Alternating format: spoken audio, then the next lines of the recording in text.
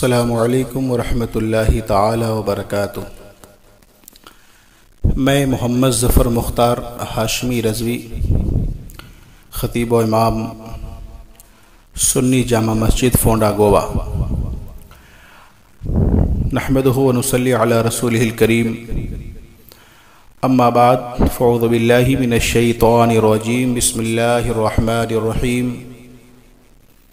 इन्नल्लाह व मलाइकतहु युसल्लूना अलन नबी या अय्युहल्लज़ीना आमनू सल्लु अलैहि व सल्लिमू तस्लीमा।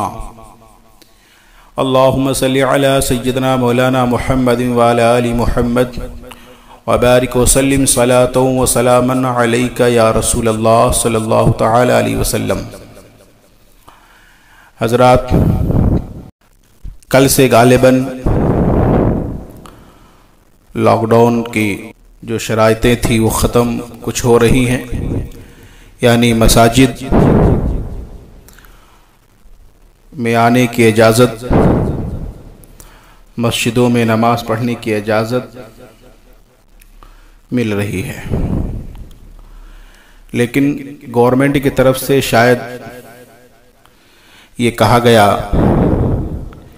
कि लोग एक हाथ दो हाथ की दूरी बनाकर रखें। गोया नमाज पढ़ने के लिए अगर मस्जिद में आए तो फिर डिस्टेंसिंग की वजह से एक एक हाथ की दूरी पर खड़े होकर के सफ़ लगा के या जमात के साथ जैसे नमाज पढ़ना चाहें नमाज पढ़ें। तो मसला ये है, लोग सवाल ये कर रहे हैं कि हज़रत, डिस्टेंसिंग की वजह से अगर हम मस्जिद आते हैं और आकर के हम अगर एक एक हाथ की या दो हाथ की दूरी पर खड़े होकर के हम सफ़ लगाएं और इमाम के साथ में नमाज पढ़ें तो हमारी जमात मुकम्मल होगी कि नहीं, हमें नमाज पढ़ने का सवाब मिलेगा कि नहीं। तो इस पर थोड़ी सी तफसीली गुफ्तगू मैं कर दूं। जमात की शरीयत में बहुत ताकीद है, इसका सवाब बहुत ज़्यादा है। यहाँ तक कि बेजमात की नमाज से बाजमात वाली नमाज, यानी जो नमाज जमात के साथ पढ़ी जाती है उस जमात का, उस नमाज का 27 गुना ज़्यादा सवाब है। और मसला तो ये है कि मर्दों को जमात के साथ नमाज पढ़ना वाजिब है। बिला उज़्र शरई अगर एक बार भी जमात को छोड़ देता है, तर्क कर देता है, तो जमात को बिला उज़्र शरई छोड़ने वाला सख्त गुनहगार है और सज़ा के लायक है वो।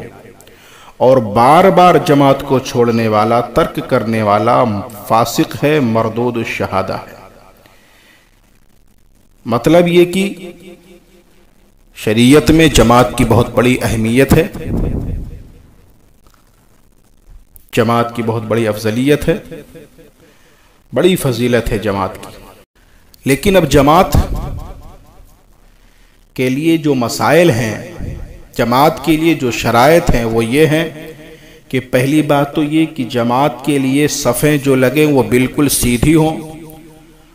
दूसरी बात ये कि लोग मिलकर खड़े हों। तीसरी बात ये कि कंधे से कंधा मिलाकर खड़े हों, यही जमात है। अगर बीच में जगह रही तो फिर वो क़तए सफ़ कहलाएगी और जमाअत में क़तए सफ़ करना हराम है।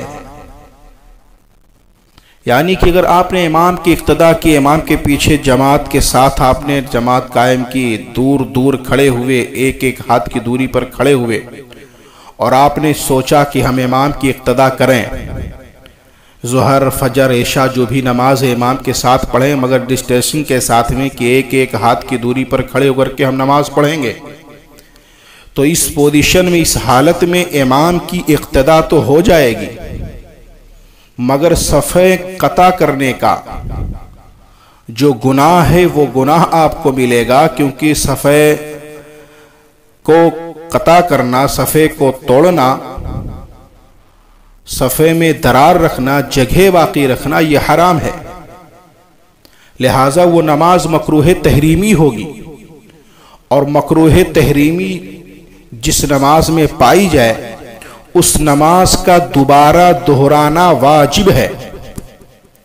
लिहाजा अब हमें क्या करना है, तो हमें अब जब डिस्टेंसिंग की वजह से मस्जिदों में एक एक हाथ की दूरी की जो शराइत रखी गई कि ये शर्त है, तो हमें अब चाहिए कि जिस तरीके से हमें अभी तक हम नमाज पढ़ रहे थे उसी तरीके से पढ़ें। अगर मस्जिद में आते हैं तो जमात के साथ ना पढ़ करके अलग अलग ही नमाज पढ़ें, और अगर जमात के साथ नमाज पढ़ते हैं तो याद रखें सफ़ों को कता करने का जो गुनाह है वो गुनाह तो मिलेगा ही, मुसलसल आप करोगे तो मकरूह तहरीमी, मकरूह जो तहरीमी है उसका आदाब भी होगा, गुनाह भी होगा, और उस नमाज का दोबारा दोहराना वाजिब भी होगा।